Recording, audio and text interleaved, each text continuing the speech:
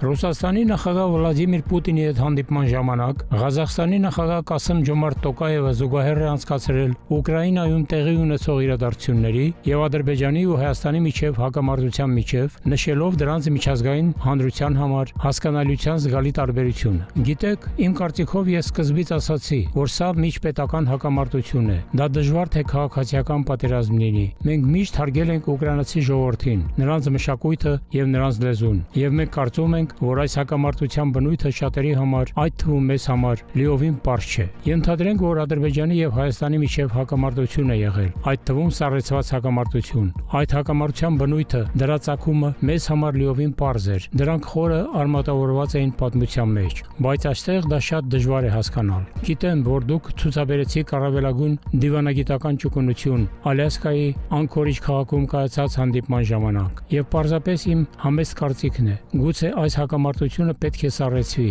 եւ մենք պետք է վերադառնանք Ստամբուլ 2-0 բանաձևին, քանի որ այնտեղ նշանակալի արդյունքների են հասել, նշել է Տոկաևը։